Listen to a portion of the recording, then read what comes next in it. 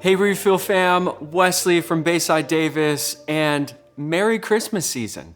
You know, when a lot of us think about Christmas, we are excited, there is joy, we're looking forward to all of the gatherings and family and traditions. However, some people enter into Christmas and it is a hard season of life. And I always think when we enter into the Christmas story is a story that communicates hope. Sometimes in life, we need hope when we don't understand. There are events that enter into our life, unplanned, unanticipated events that disrupt our life, create a fogginess, a darkness in the path before us. We can't quite see what could be next or the next hopeful, positive thing in our life. And whenever you go into a season like this, maybe for you, or maybe next year, where you look up to God and you say, I don't understand.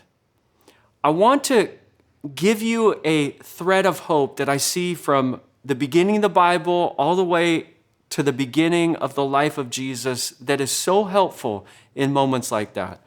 John chapter 1, verse 1 says this, "In the beginning was the Word, and the Word was with God, and the Word was God." When God began the human story, when creation began, God was on the scene beforehand. And what did God do to reveal himself at the very beginning? He spoke things into existence. He communicated. When Jesus came to this earth, when the Son of God left heaven and was born in a miraculous way through Mary, virgin birth, the whole story of Christmas, John picks up in this way. He says, the Word was with God and the Word was God. So Genesis 1, God communicates. He unveils himself through communication. He's giving clarity and meaning through words that literally are the words that create all the life that we see in this world, in all of creation. When Jesus comes, he is the Word. Now, this is actually a rich term in history, the Word. It's logos. It was used by the Greeks, and they meant by the word, the logos, as reason or a rational mind that rules the universe. It was used by the Hebrew people in the Old Testament. And when they used the term logos, they meant divine revelation or God speaking to us. By the time Jesus came, as John begins here in the story of Jesus, John is speaking of Jesus being the literal self-revelation of God. He was God in the flesh. He was God, the Son of God, communicating what God was like. Who is God? What is he like? How can we be like him? What does he teach us to do? How did he live? And how does he teach us to live?